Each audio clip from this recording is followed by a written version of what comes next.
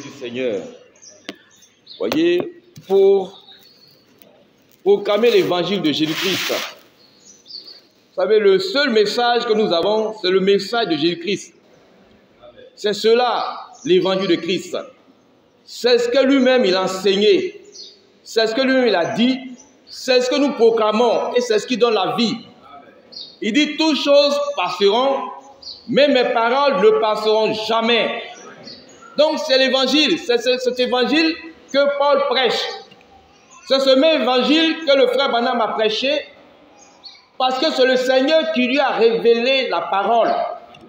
Le Seigneur a révélé la même parole à Paul.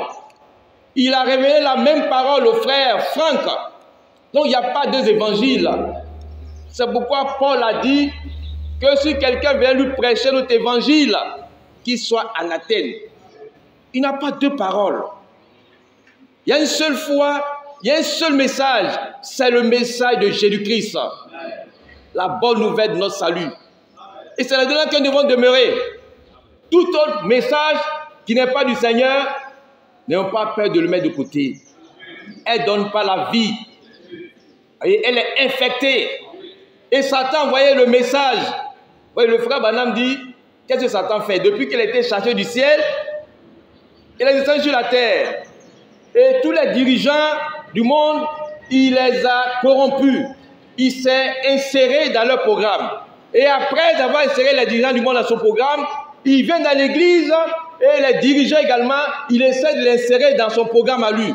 Afin que, pour combattre le plan de Dieu, comme au commencement. Mais, gloire soit rendue à Jésus-Christ, nous avons été éclairés. Voyez, nous avons été visités par Dieu. Évidemment, il y avait la confusion religieuse dans ce monde. Chacun avait son propre credo, son propre message. Mais Dieu a envoyé un messager avec un message pour que le peuple de Dieu soit préparé au retour de Jésus-Christ. C'est le seul message qui est digne d'être prêché. C'est ce seul message qui va préparer l'époux de Christ. Parce que l'époux de Christ est une épouse parole. Elle sort de la parole, elle est un avec la parole.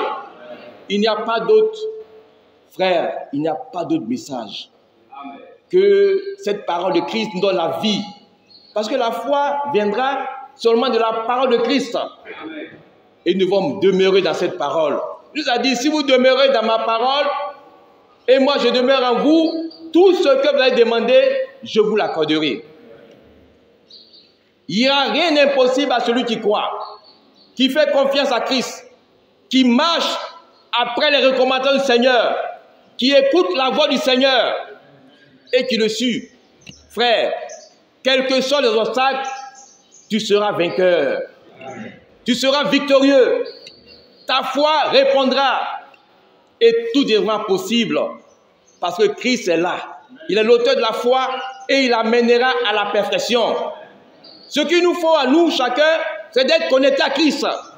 Pas une église, pas un homme de Dieu, pas un credo. Le frère Franck l'a dit. Ce n'est pas être connecté à frère Branham, ce n'est pas être connecté à lui. Mais eux tous, ils cherchent à nous connecter à Jésus-Christ. Et quand tu es connecté au Seigneur, voyez, tu as la vie. Celui qui a le Fils a la vie. Celui qui n'a pas le Fils n'a pas la vie. Et le monde religieux est en train de célébrer, voyez, la Pâque, la résurrection. Mais nous, il faut vivre la résurrection. Christ doit être vivant pour nous. Tous les jours, on doit voir que Christ est ressuscité. Et c'est lui qui nous conduit. Il est véritable. C'est cela. La marche avec le Seigneur. Il nous conduit par son esprit. Parce qu'il est avec nous. Que Dieu nous bénisse. Je vais tâcher d'être peut-être long. La dernière fois, je n'ai pas été long. Je compte sur la grâce de Dieu pour être long également. 1 Samuel 3. Nous allons lire ce passage que nous connaissons bien. 1 Samuel 3. Je commence la lecture à partir du verset 3. 1 Samuel 3. Tout le monde a trouvé le passage. Samuel, c'est après les livres des juges. Juste après les livres des juges, Exode, après Exode, juges. Et là, tombe dans le livre de Samuel. 1 Samuel 3, à partir du verset 3. La lampe de Dieu n'était pas encore éteinte Et Samuel était couché dans le temple de Dieu où était l'arche de Dieu. Alors l'Éternel appela Samuel, Samuel, et il répondit, me voici. Il courut vers Élie et dit, me voici car tu m'as appelé. Élie répondit, je ne t'ai point appelé. Retourne te coucher. Et il alla se coucher. L'Éternel appela de nouveau Samuel. Et Samuel se leva, alla vers Élie et dit, me voici car tu m'as appelé. Élie répondit, je ne t'ai point appelé mon fils. Retourne te coucher. Samuel ne connaissait pas encore l'Éternel. Et la parole de l'Éternel ne lui avait pas encore été révélée. Que Dieu bénisse sa parole. Et que le Saint-Esprit ce matin nous enseigne la parole. Parce que c'est lui l'enseignant. L'enseignant, c'est le Saint-Esprit. Poussé par l'Esprit de Dieu.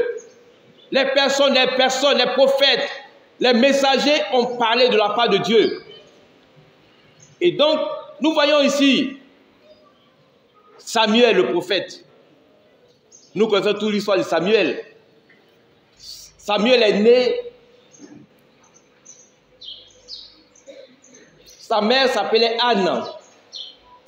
Nous connaissons tous que Anne était stérile. Elle était triste. Elle ne pouvait pas enfanter. Et Anne était une croyante qui n'arrivait pas à avoir accès à cette promesse. Parce que le Dieu d'Abraham a promis qu'il n'y aura pas de stérile dans la maison de l'Éternel. Et Anne s'est souvenue de Sarah. La Bible dit d'imiter ceux qui par la foi et la persévérance ont obtenu ce qui est promis. Anne a cessé de pleurer quand la foi a pris place dans son cœur. La foi chasse les doutes, les inquiétudes, les pleurs. La foi, quand elle se met dans nos cœurs, dans notre vie, elle chasse toutes choses. Et elle prend le contrôle et elle avance parce que la foi est victorieuse.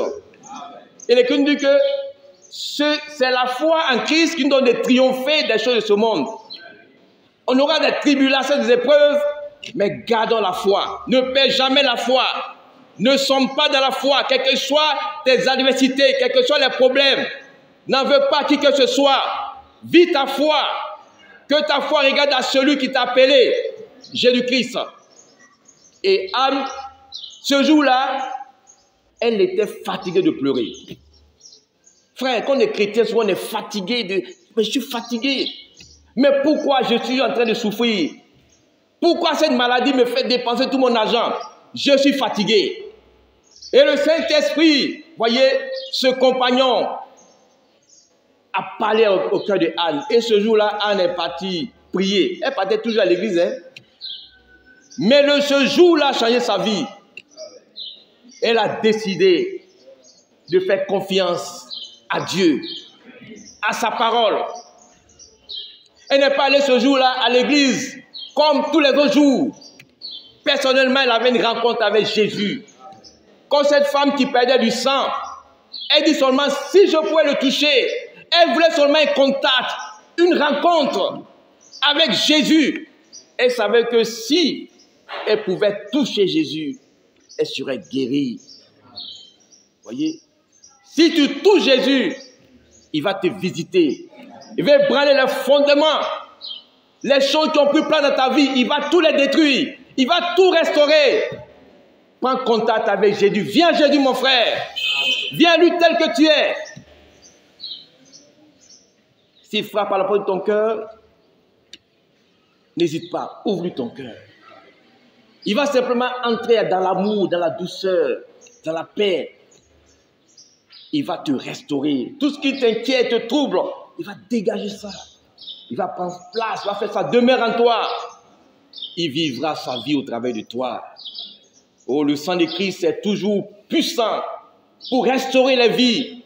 On a vu des prostituées, des brigands, des gens de mauvaise vie être transformés par l'évangile de Jésus-Christ. L'évangile de Jésus est la puissance de Dieu pour quiconque croit. Frère, nous croyons à cette parole, elle va agir en nous. Amen. Nous sommes tous des prototypes, voyez, des échantillons, frère, de la grâce de Dieu qui se manifeste en Jésus-Christ. Quand nous avons écouté sa voix, nous avons cru que nous sommes de sa même nature, nous sommes comme l'aigle. Et n'avons pas eu peur de prendre notre envol pour nous retrouver dans les lieux célestes avec lui. C'est là ce que nous sommes en Christ, cachés à lui. Et nous voyons que Anne a été exaucée par sa foi. Par sa foi. Que cela te soit fait selon ta foi. J'ai écouté le témoignage d'une dame qui avait le cancer du cerveau et elle avait fait plein de... la chimio, c'est ça? La chimio, vous voyez? Et cette chimio, elle avait arraché ses cheveux et était devenue noire, sa langue était devenue noire. Et vous voyez, son mari même était pasteur. Hein? Mais la femme, elle a tourné, vous voyez, ses regards vers le Seigneur. Et ce jour-là, elle était sur le lit d'hôpital. Elle a dit, mais Jésus, où es-tu?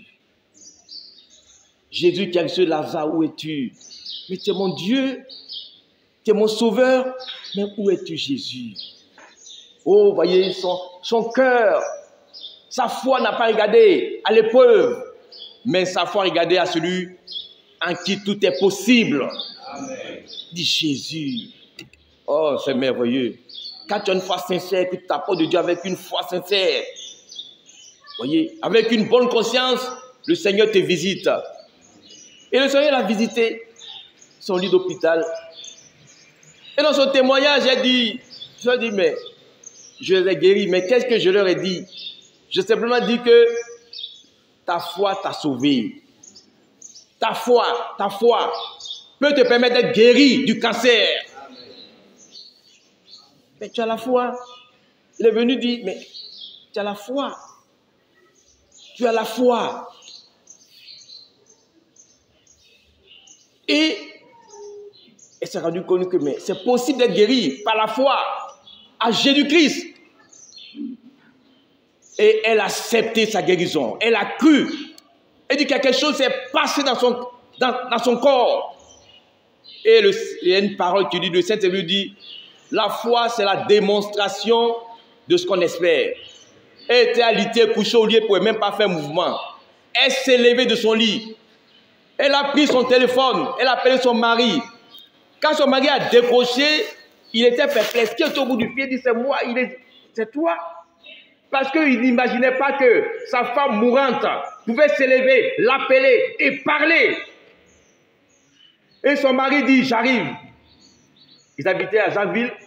Son mari a pris sa voiture. Quand il est arrivé à l'hôpital, la dame a dit, moi qui avais la langue noire, mon cœur devait noir, le Seigneur m'a rétabli. Amen. Quand mon mari m'a vu, il était étonné. J'étais renouvelé, restauré. Tout ce qui était noir a disparu. Parce que Jésus-Christ est passé par là. Amen. Par la foi, tout est possible. Nous avons la foi, le monde n'a pas la foi. Donc ne nous inquiétons pas comme les païens. Nous sommes des fils de Dieu. Et c'est ce que nous sommes, bien-aimés. C'est notre identité. Nous sommes des enfants de Jésus-Christ. Et la Bible dit que l'Esprit de Dieu dit à mon esprit que je suis enfant de Dieu. Et donc, si je suis enfant de Dieu, je suis héritier des promesses. Et Anne, ce jour-là, elle a été exaucée. Que Dieu nous bénisse. J'aime pas faire un pas, j'ai fait tellement de commentaires que Dieu m'aide à aller vite, hein, il est midi moins. Je suis obligé de sauter certaines parties, mais le Seigneur seul nous conduira. Et la Bible dit que Samuel a été appelé par le Seigneur plusieurs fois. Mais Samuel ne savait pas que c'est Dieu qui l'appelait. Il partait vers un homme. Parce que Samuel ne connaissait pas le Seigneur. Vous voyez, regardez son comportement. Il s'est comporté de la sorte parce qu'il ne connaît pas Dieu. Et souvent, nous nous comportons de telle manière qu'on ne connaît pas Dieu. Par notre comportement, par notre agissement, on peut savoir si nous connaissons Dieu ou nous ne connaissons pas Dieu. Samuel ne connaissait pas Dieu. Et donc, il partait faire autre chose. il réagissait autrement. Et Paul le dit, tous ne connaissent pas le Seigneur. Et c'est vrai. Tous ne connaissent pas le Seigneur. Le Seigneur l'a dit à Philippe, mais il y a longtemps que tu es avec moi et tu ne m'as pas connu. Samuel, il dormait dans le temple, mais il ne connaissait pas le Seigneur. Philippe, il y a longtemps qu'il était avec le Seigneur, mais il ne connaissait pas le Seigneur. Mais ce qui est merveilleux, le Seigneur connaissait Samuel. Dieu nous connaît. Dieu sait qui nous sommes. Donc, pourquoi allons-nous nous cacher devant le Seigneur? David a dit, tu sais quand je m'assois, tu sais quand je me lève. De loin, tu pénètres mes pensées. Avant que je te demande quelque chose, tu le sais déjà. Où pourrais-je me cacher devant ta face? Dieu nous connaît. Donc, on peut faire semblant devant les hommes, mais Dieu nous connaît. Et ça, il faut bien le retenir. Dieu nous connaît en détail. Dieu sait qui nous sommes. Il connaît nos faiblesses. Il connaît tout de nous. Et le Seigneur connaissait Samuel, mais Samuel ne connaissait pas Dieu. Et Samuel a réagi autrement. Je voulais ce matin parler de deux choses. La connaissance du Seigneur Jésus-Christ et la révélation de sa parole. Ces deux choses sont déterminantes. C'est capital, c'est primordial pour pouvoir marcher avec le Seigneur. Si tu ne connais pas le Seigneur, tu vas marcher dans le décor. Tu ne sauras pas ce qu'il faut faire. Tu ne sauras pas comment réagir. Tu ne sauras pas comment marcher avec le Seigneur. Pour marcher avec le Seigneur, il faut le connaître. Tous ceux que le Seigneur a appelés, le Seigneur s'est fait connaître à eux. Quand tu passes par Abraham et tous les autres, le Seigneur s'est fait connaître à chacun d'eux. Il a dit à Moïse, Moïse, je me suis fait connaître à Abraham, à Isaac et à Jacob comme le Dieu Tout-Puissant. Mais à toi, je me fais connaître comme l'Éternel des armées.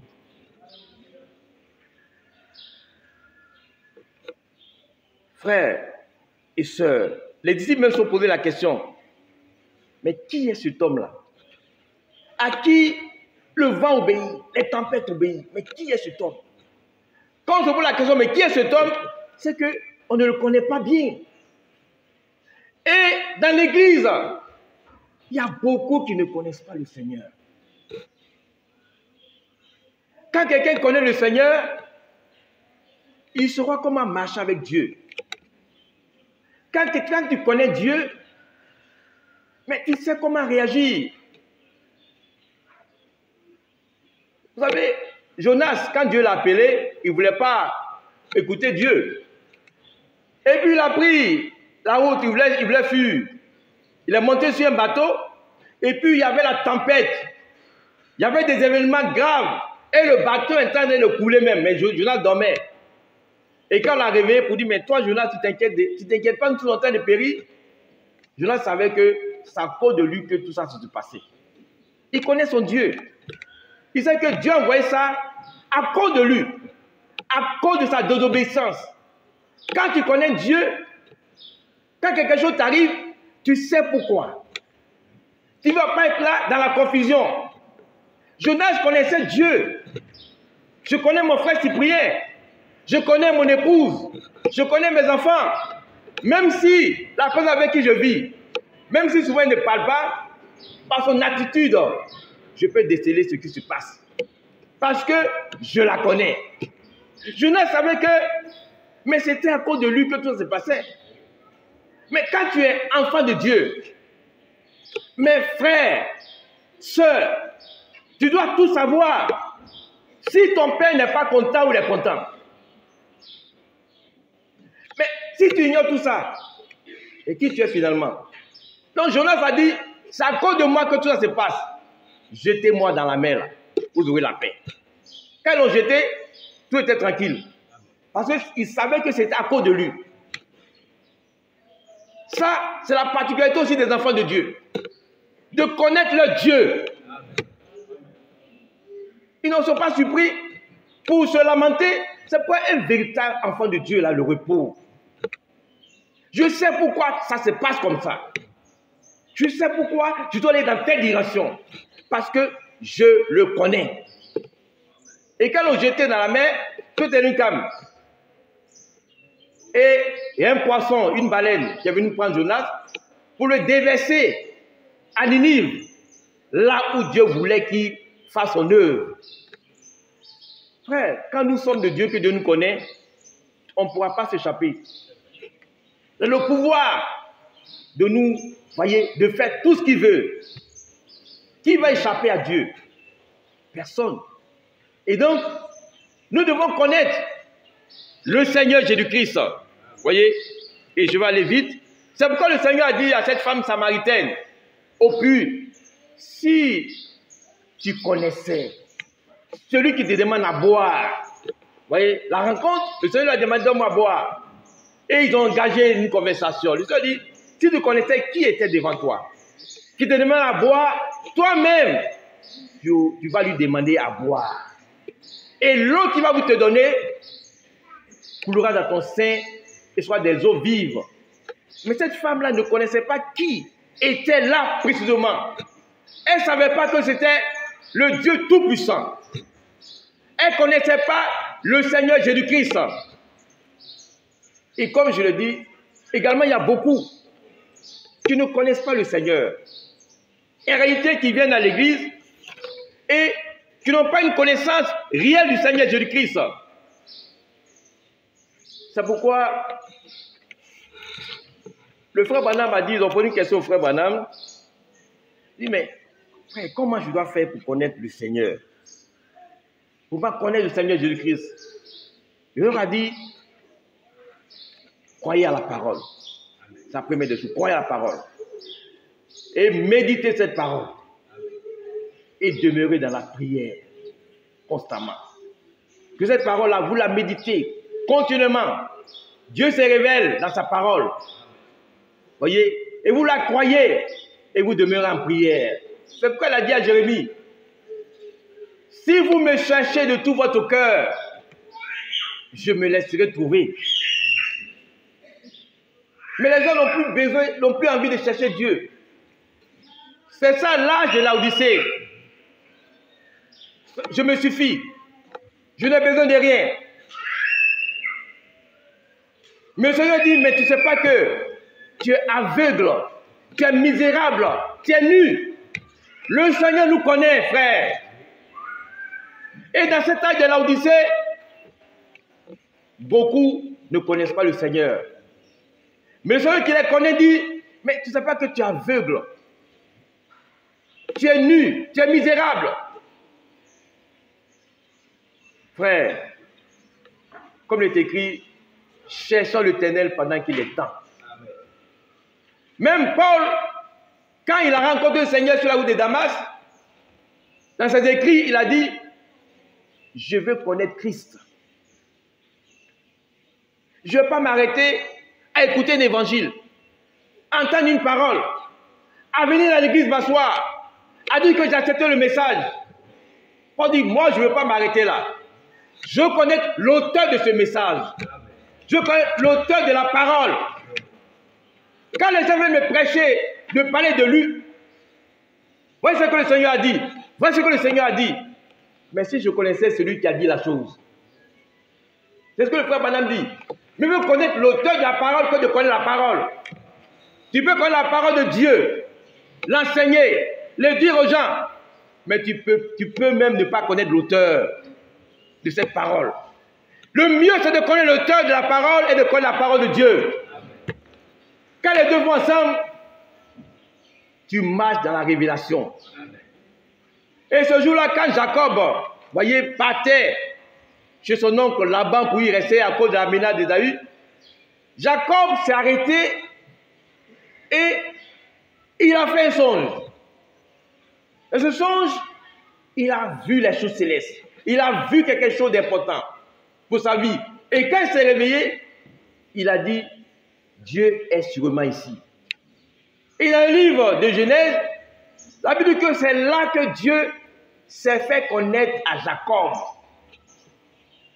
Quand Dieu se fait connaître à toi, tu peux aller avec cette foi. Tu peux aller avec cette révélation de Jésus-Christ. C'est quoi lui-même il a dit à ses disciples, mais qui dites-vous que je suis? Puisque eux-mêmes ont dit, mais qui est cet homme? Maintenant, lui, il leur dit la question, il pose la question, mais vous, qui dites-vous que je suis? Et Pierre a pris la parole. Il a dit que tu es le Christ, le Fils du Dieu vivant. Cette révélation qui est venue à Pierre, ce n'est pas parce qu'il a fréquenté une assemblée, mais c'est parce que Jésus-Christ a dit, tu es heureux. Ce n'est ni le sang, ni la chair qui t'ont révélé cela, mais c'est mon Père Céleste qui est dans les cieux. Et dans sa prière de Jean 17, il a dit, Père, le monde ne t'a point connu, mais eux, ils t'ont connu.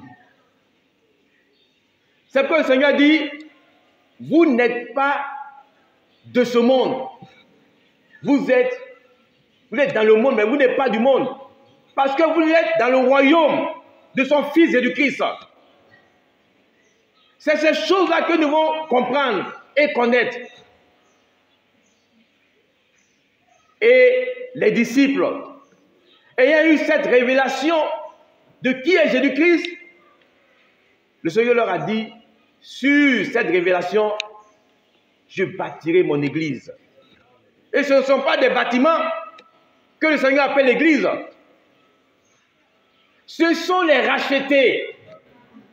Ce sont ceux qui lui appartiennent. Ce sont ceux que le Seigneur appelle son église. Et il dit, cette église, ce temple que nous sommes, les portes de l'enfer ne pourront le point contre elle. Tout ce qui va s'élever contre ce bâtiment, ce temple que nous sommes, cette église que nous formons, toutes ces choses échoueront. Parce que nous connaissons le Seigneur. Et c'est ce que Daniel et ses compagnons ont fait. Mais c'est parce qu'ils connaissaient le Seigneur. Et Paul a dit, je sais en qui j'ai cru. Il a le pouvoir de me garder, de me préserver. Paul connaissait le Seigneur. Et ce jour-là, quand le Seigneur, Lazare est mort, voyez, il est venu et il a vu premièrement Marthe. Et Marthe a dit, Seigneur, il est mort. Et le Seigneur a dit, il ressuscitera. Et Marthe dit, je sais, qui va ressusciter au dernier jour? Le Seigneur Jésus qui dit, je suis la résurrection et la vie. Amen. Vous voyez? Mais Marthe là, elle ne connaissait pas le Seigneur. Hein? Le jour que le Seigneur est venu dans leur maison, qu'est-ce qu'elle faisait? Elle était occupée aux travaux. C'est elle qui s'est préparée. C'est elle qui s'est fait jus pour le Seigneur. C'est elle qui s'est fait quai pour le Seigneur. Et c'est ce qu'elle faisait. Jusqu'à venir se plaindre au Seigneur pour dire, mais Seigneur, je suis seul à faire le quai, à payer le foutou, à faire le jus. Marie là, elle ne fait rien et toi tu ne dis rien. Oh. Voyez, quand on ne connaît pas Dieu, on pense que ce qu'on fait là, c'est important pour Dieu. C'est ça que Dieu veut. Voici l'attitude de quelqu'un qui ne connaît pas Dieu. Elle se plaint. Et il y a des gens comme ça dans l'église. Il y a des comportements comme ça. Ils ne connaissent pas Dieu, ils se plaignent. On se plaint pourquoi? Un véritable serviteur de Dieu, voyez, le frère Banam dit, laissez tranquille. Ne vous plaignez pas, ne vous agitez pas. Laissez Dieu faire. Laissez Dieu faire. Quand tu connais Dieu, tu laisses Dieu faire. Les gens vont s'agiter. Les gens vont faire tes choses. Toi, tu restes tranquille. Tu connais Dieu. Tu connais ton papa, ton Père Céleste. Et le Seigneur Jésus qui a dit à Marthe, Marthe, tu t'agites pour peu de choses. Marie a trouvé la bonne part, a choisi la bonne part. Dieu ne sera pas ôté. Elle est au pied du Seigneur. Quand on connaît Dieu, on aime sa parole. Vous voyez, il y a des signes qui nous accompagnent quand on connaît Dieu. Il a dit, voici les signes qui accompagneront ceux qui ont cru. Il faut voir tes signes. Tu dis que tu connais Dieu, il faut voir les signes. Parce qu'il y a des signes qui doivent se manifester. Amen. Voici les signes qui accompagneront ceux qui ont cru. Quels sont les signes qui t'accompagnent? Tu aimes la parole? Tu aimes rester au pied du Seigneur? Tu le connais? Jésus-Christ, tu le connais? Et Marie qui connaissait Jésus, quand il est rentré net, elle est venue s'asseoir à ses pieds pour écouter la parole. Amen. Comme Pierre a dit, Seigneur, à qui d'autre dirons-nous? Tu as les paroles de la vie. Amen. Et quand Jésus-Christ est arrivé ce jour-là aussi, au décès de Lazare, elle a une réaction différente. Voyez, elle a une réaction différente. Elle n'a pas dit comme je sais qu'il va rester le dernier jour. Elle croyait que le Seigneur Jésus-Christ, il arrivait, son frère allait revivre. Parce qu'elle croit que c'est lui la résurrection et la vie. Mais le fait de s'approcher du Seigneur, connaître le Seigneur. Quand tu réclames de connaître le Seigneur Jésus-Christ, combien de temps tu lui consacres? Quel plan occupe dans ton cœur?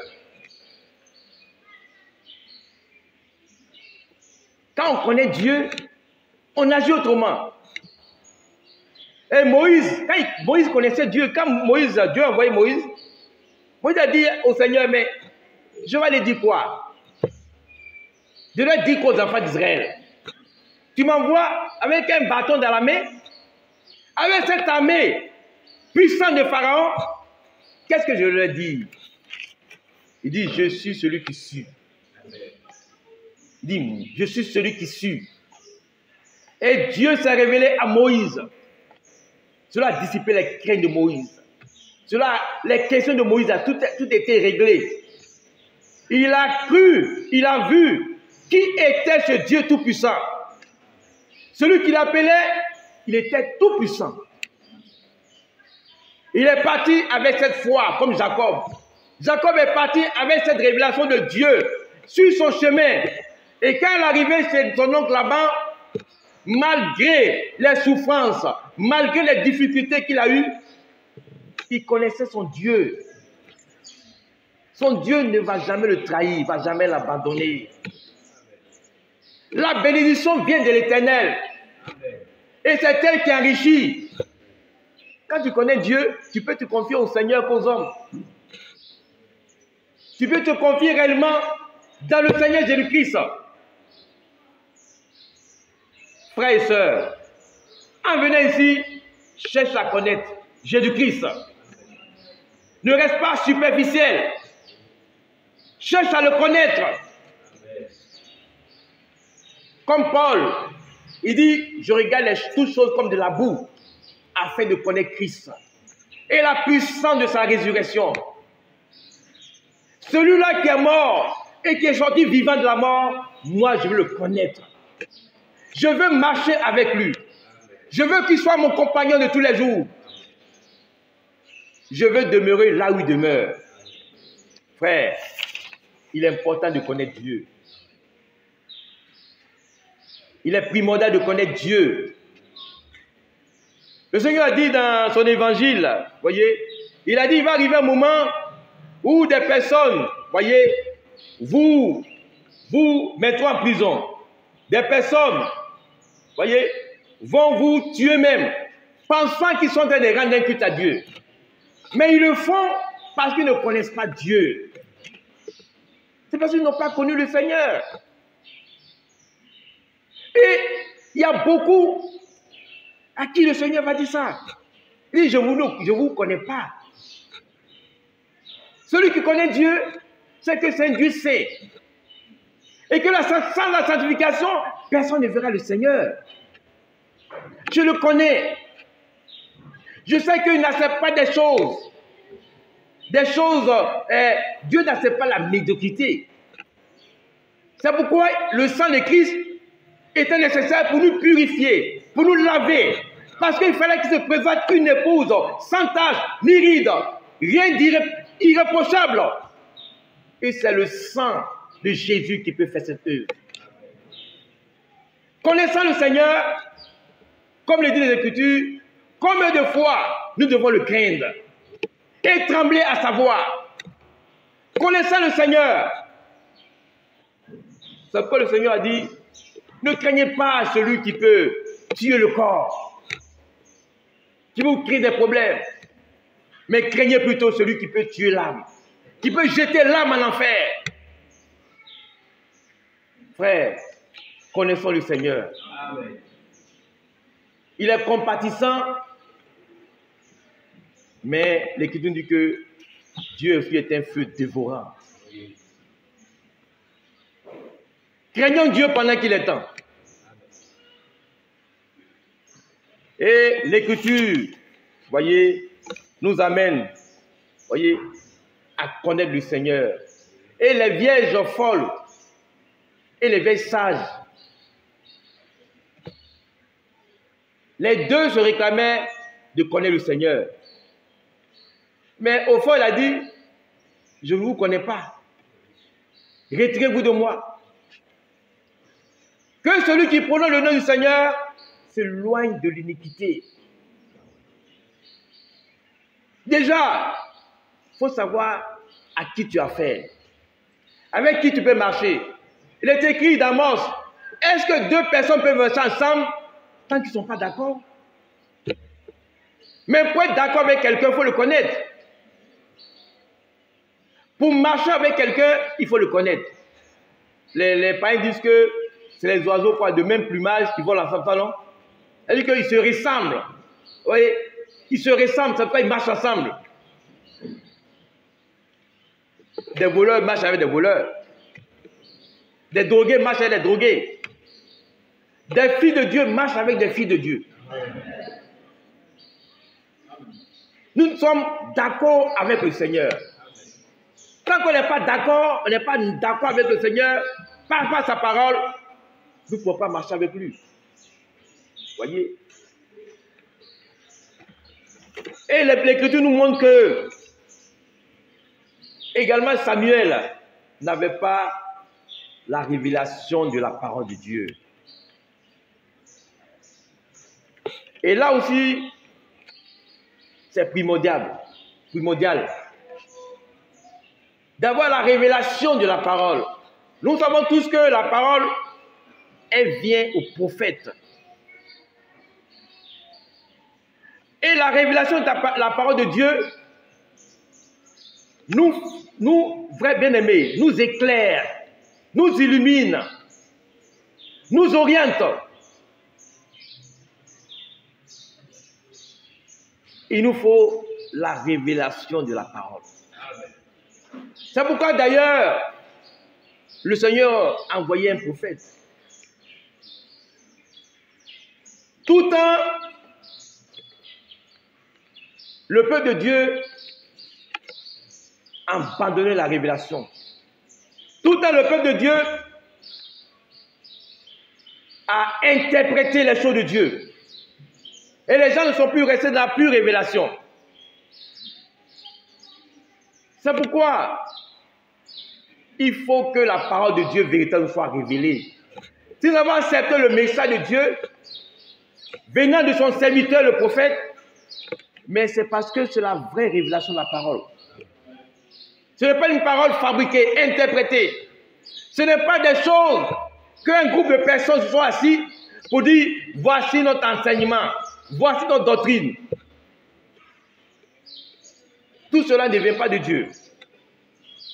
Et nous voyons que le monde religieux est allé dans le décor. Même sur la divinité du Seigneur Jésus-Christ. Le monde religieux, ils n'ont pas la révélation des Écritures. Et ils disent que Dieu est en trois personnes, la Trinité. Mais ils ne savent pas que c'est un enseignement qui vient du diable.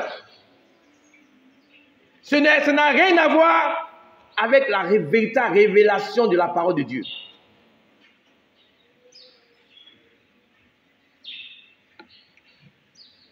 Et Ésaïe, je vais lire un passage dans Ésaïe 9 pour avancer. Ésaïe 9, nous connaissons tous ce passage. Ésaïe 9. Ce passage parle du Seigneur Jésus-Christ.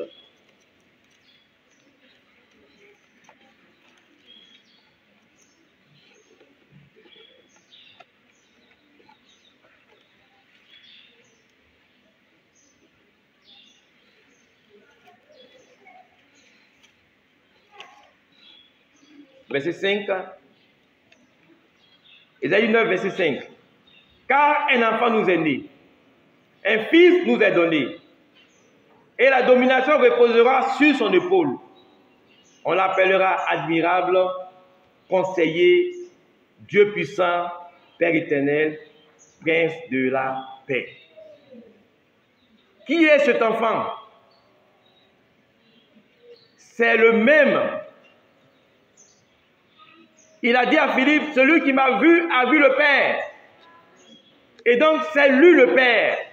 C'est lui le Dieu qui s'est révélé à Abraham. C'est le même Dieu qui marchait dans cette colonne de feu avec les enfants d'Israël. Le même Dieu qui appelait Moïse. C'est le même Dieu qui s'est révélé à nous en Jésus-Christ. Et donc, il n'y a pas trois dieux. Il est le Père au-dessus de nous, en tant que le Créateur. Et le Fils, Emmanuel, Dieu avec nous. Il s'est manifesté en tant que Fils pour accomplir l'œuvre de rédemption. Et Emmanuel, Dieu avec nous. Et maintenant, il est venu en nous en tant qu'Esprit. Il habite en nous en tant que Saint-Esprit. Et il est dans l'Église en tant que Saint-Esprit. C'est cela la révélation de Jésus-Christ. Et Jean l'a dit, il nous a donné l'intelligence pour connaître le Dieu véritable. Et nous sommes dans le Dieu véritable parce que c'est lui, Jésus-Christ, qui est le Dieu véritable. Il est le même Jéhovah, le même Elohim. C'est lui, Jésus-Christ. Ce n'est pas notre Dieu, ou bien trois dieux qui s'unissent pour dire, nous sommes la Trinité. La Trinité n'existe pas dans la parole de Dieu. La révélation que nous avons reçue de lui, c'est que c'est lui qui était au commencement. Qui était avant toute chose. C'est le même Dieu.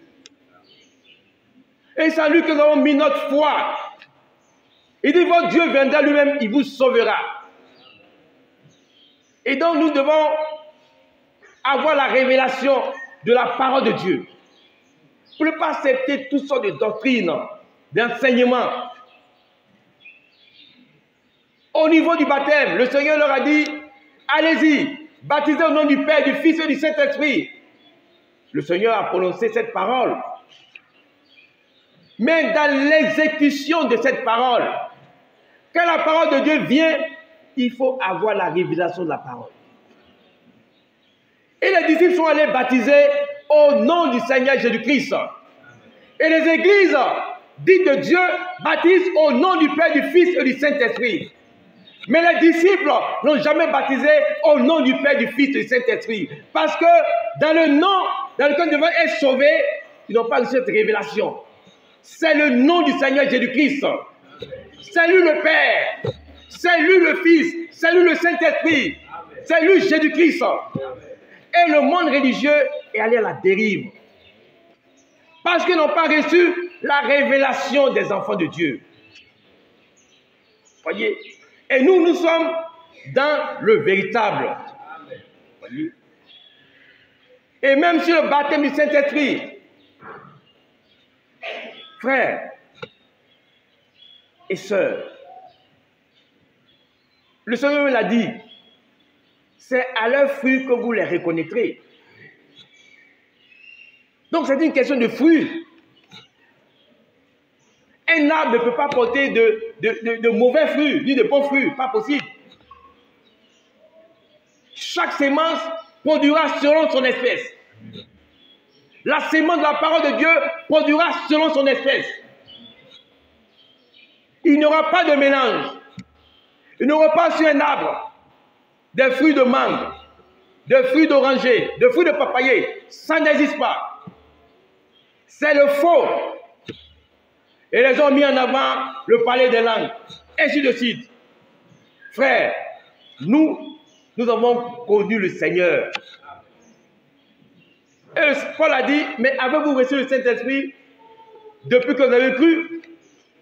Les gens ont dit, nous n'avons même pas entendu dire qu'il y a un Saint-Esprit. Nous ne connaissons même pas ce que c'est que le Saint-Esprit. Voyez, je lis ce passage d'abord, le Seigneur, je vais m'arrêter rapidement dans Luc 6. Concernant le Saint-Esprit, nous allons nous arrêter là. Et le Seigneur lui-même nous conduira par la suite. Luc 6, verset 24. Car chaque arbre se connaît à son fruit. On ne cueille pas des figues sur des épines et l'on ne vendage pas des raisins sur des ronces. Et donc le Seigneur déjà a posé, voyez, les choses clairement pour ne pas que chacun dise que j'ai le Saint-Esprit, je suis conduit par l'Esprit de Dieu. Mais il faut savoir ce que l'Écriture dit. Dans Galates 5, dans le livre, dans Galates 5, ce passage, on le lit tout le temps. Dans Galates 5, dans on revient là-dessus. Galates 5, verset 22.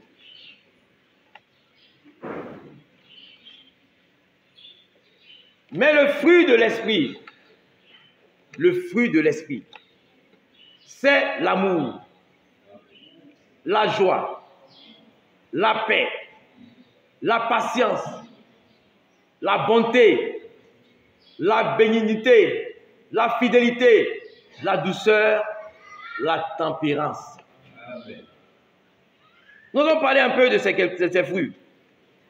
Je veux dire que vous les reconnaîtrez à leurs fruits. Et la Bible nous dit que le fruit du Saint-Esprit, l'amour. L'amour selon 1 Corinthiens 13. L'amour qui supporte tout, qui pardonne tout, qui croit tout, qui ne cherche pas son intérêt. L'amour qui n'est pas envieux, qui n'est pas rempli d'orgueil. C'est cet amour-là dont les Écritures parlent. L'amour selon 1 Corinthiens 13. Pour que je puisse savoir les fruits que je porte, je dois me référer à l'Écriture. Est-ce que j'ai l'amour selon 1 Corinthiens 13 ou c'est un amour fabriqué? Un amour qui ne supporte pas, qui ne peut pas aimer son ennemi, qui fait même du bien à son ennemi. Le Saint-Esprit seul peut donner ce genre d'amour. La Bible dit que l'amour est déversé dans nos cœurs par le Saint-Esprit. Et là, c'est la véritable révélation de la parole. Celui qui me dit qu'il n'a pas le Saint-Esprit, qui a le Saint-Esprit plutôt, qui me montre le fruit de l'amour. S'il ne peut pas me montrer le fruit de l'amour, qu'il est quelqu'un qui garde rancune, qui ne pardonne pas, qui ne parle pas avec son frère, je dirais que ce n'est pas le fruit du Saint-Esprit. Je n'ai pas peur de le dire. Parce que l'Écriture témoigne qu'on les reconnaîtra par le fruit. C'est pourquoi la Bible dit que de joindre à notre foi la piété. Dans 1 Pierre, il est écrit, joignez à votre foi la piété, l'amour, toutes ces choses qui vont, bien aimé, toutes ces choses qui vont plutôt nous amener à rester sur la bonne terre, le bon endroit, pour que simplement la sémence incorruptible qui en nous puisse produire des fruits. Et nous voyons que là, la Bible nous parle de la joie. Frère, le Saint-Esprit donne la joie à tout temps. Quelles que soient les nouvelles, quelle que soit ta condition de vie, tu es toujours joyeux. Mais Paul le dit, soyez toujours joyeux. C'est un fruit du Saint-Esprit. Et là, c'est la vraie parole. Mais si je n'ai pas la joie en tout temps, mon bien change. Je ne suis pas content aujourd'hui. Je suis content aujourd'hui. Je suis de mauvaise humeur. Je suis de bonne humeur. J'ai des problèmes. Tout le monde sait que j'ai des problèmes. Je n'aime pas voir les enfants de Dieu tristes. Tu vois, tu vois des filles de Dieu, puis ils viennent te voir, tu as leur visage abattu. Ils disent non, il ne faut pas faire ça. Où est la joie? David a dit, la joie du Seigneur est ma force. Amen.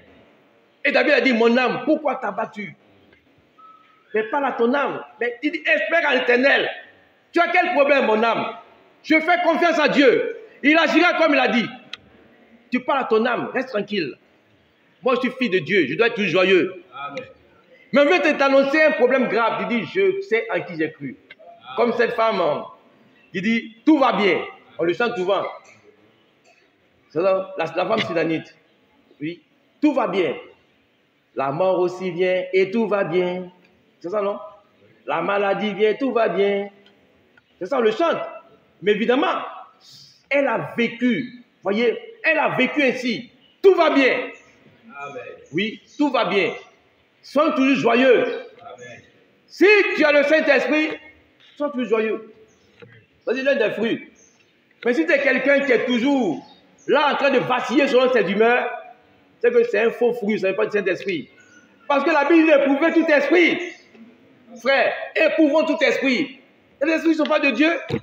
Et on va se jeter là-dedans, on va y croire. Mais ce n'est pas le véritable Saint-Esprit. Le véritable Saint-Esprit a son fruit. Nous voyons que c'est la joie. Ils sont tous joyeux, frères. On le chante ici. Celui qui n'est pas, la personne qui n'est pas joyeuse parce qu'elle a une espérance qui ne vient pas, qui est triste, qui s'inquiète. Mais tu n'as pas le Saint-Esprit. Le Saint-Esprit, c'est Christ en nous. C'est ça, c'est Christ en nous. Mais s'il est avec moi, je suis toujours joyeux. Tout ira bien. Vous voyez? Donc pourquoi je vais m'inquiéter? Et nous continuons la paix. Frère, notre cœur ne se trouve point. Dis, je vous donne ma paix. Pas comme le monde le donne. Que votre cœur ne se trouve point. Amen. Et les filles de Dieu, ils communiquent la paix. Je ne veux pas par mon attitude, par mon comportement, troubler la vie d'un frère. Même l'inquiétude dans la vie de quelqu'un.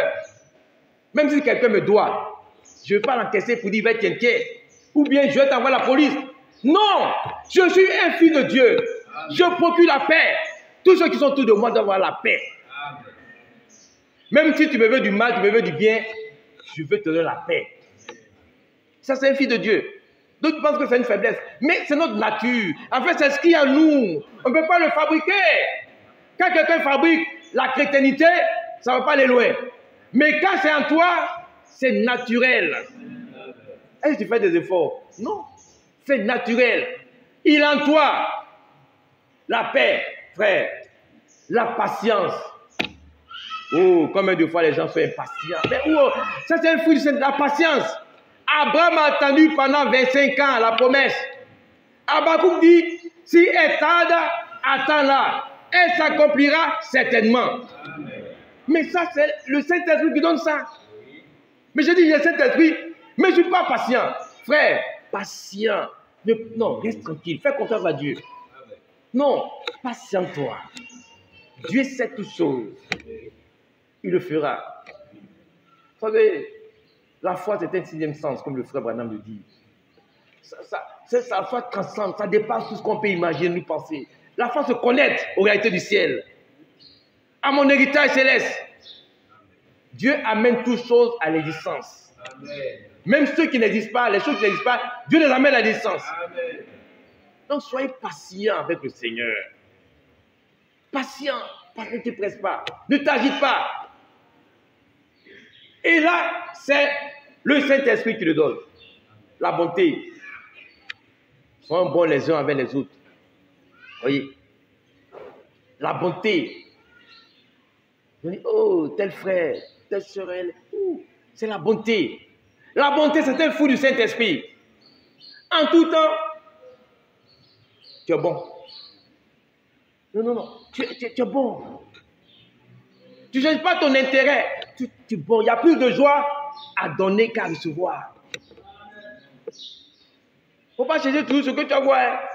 Frère, le Seigneur est notre récompense. Amen. Moi, je le crois. Et nous faisons tout ça pour le Seigneur. Quand tu fais tout pour le Seigneur, attends au Seigneur. Amen. Il est le meilleur employeur. Celui qui rémunère le mieux, c'est le Seigneur. Quand Dieu déverse sa bénédiction, elle remplit ta vie, ta maison, ta famille. Voyez, faisons le show pour le Seigneur. Tu vas regarder aux hommes, tu vas trahir la race des enfants de Dieu. La bonté, la bénignité. Vous voyez, c'est un mot qui veut dire bienfaisance. Bienfaisance, c'est-à-dire que qui aime faire ce qui est bien, qui est indulgent, qui est tolérant. Il ne faut pas retenir des choses contre ton frère. Il ne faut pas retenir quelque chose contre quelqu'un. Pour le mesurer avec ça. Pour le regarder avec la chose. Quand tu regardes quelqu'un, il y a ce qui t'a fait là, c'est à côté. Vous, tu regardes les deux. Non. Oublie tout. Le Seigneur a jeté tout dans la mer de l'oubli. On doit être indulgent, tolérant. Oui, ne pas être dur. Il ne peut pas, oh frère, laisse. Il ne peut pas, aide-le. Tu disposé à bien faire. On est à bien faire. Oh, mais c'est le même. Oh, c'est pas grave. Aide-le. Soutiens-le. Ça veut dire que si quelqu'un a péché contre toi, 777 fois, tu lui pardonneras. C'est que la bonté là est égale. Elle a nous. Et on la communique. La bénignité, la fidélité. D'autres passages disent la foi. D'autres passages d'écriture, dans d'autres versions, on parle de la foi. Vous voyez, c'est la même chose, frère. Nous devons rester fidèles.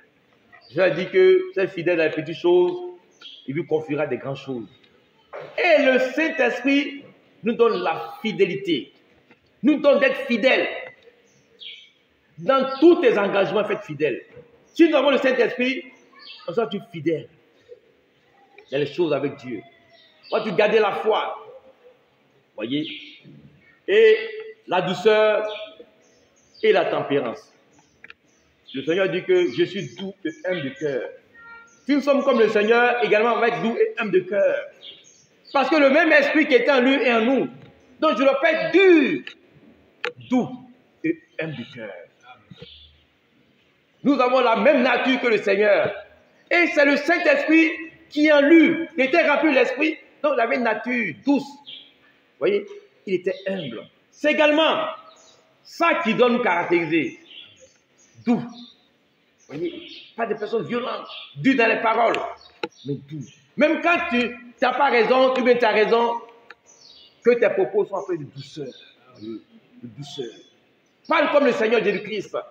Ne condamne pas, mais sois doux en tout temps. Et la tempérance qui est la maîtrise de soi. La colère, ça ne vient pas du Saint-Esprit. La colère, c'est une œuvre de la chair. Il ne faut pas rester dans la colère, la nervosité. Non. Le Saint-Esprit donne la tempérance, la maîtrise de soi. Nos soeurs, nos frères, apprenons à être tempérants. Une fille de Dieu qui a le Saint-Esprit, elle sera soumise à son mari. Et que soit ce que son mari va faire, elle sera douce. Elle aura la tempérance, la maîtrise de soi. Et on a rendu au témoin de cette sœur qui était mariée à un païen qui avait des amis, son mari était avec ses amis païens et il parlait des chrétiens. Et ses amis disaient non, ça n'existe pas vraiment des chrétiens, des femmes chrétiennes. C'est des choses qu'elles racontent. Il dit si, moi j'ai une chrétienne à la maison. Ils disent quoi? C'est vrai? On y va.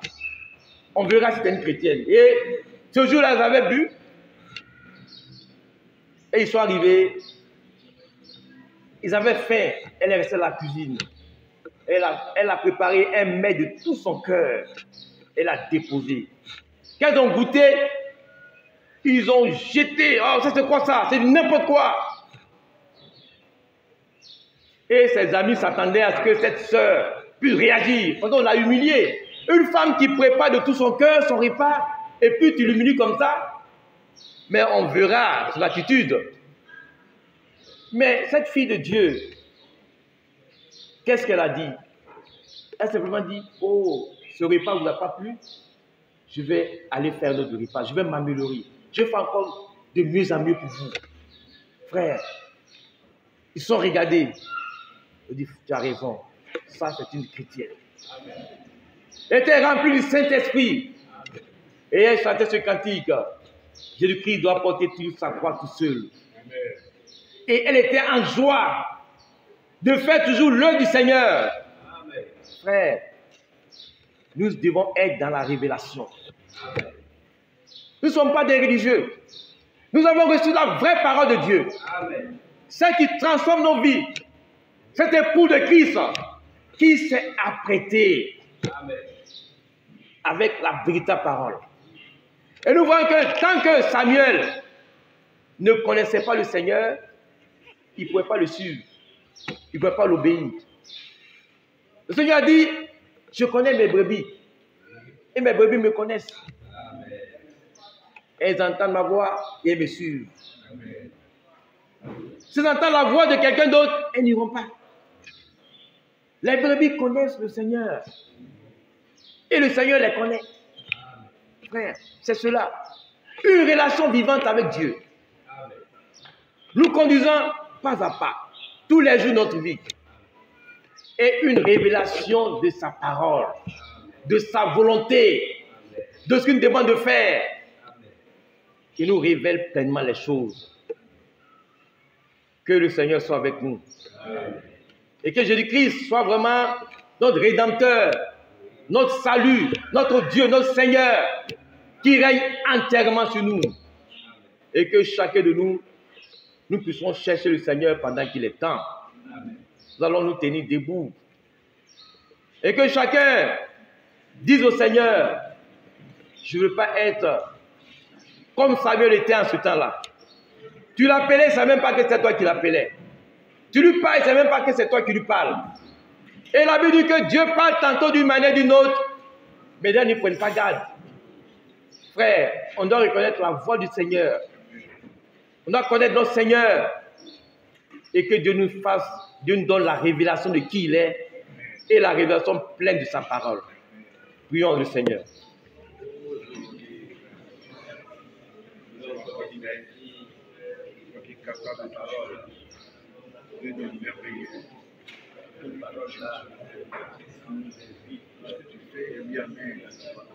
C'est pour cela que nous sommes et nous serons sur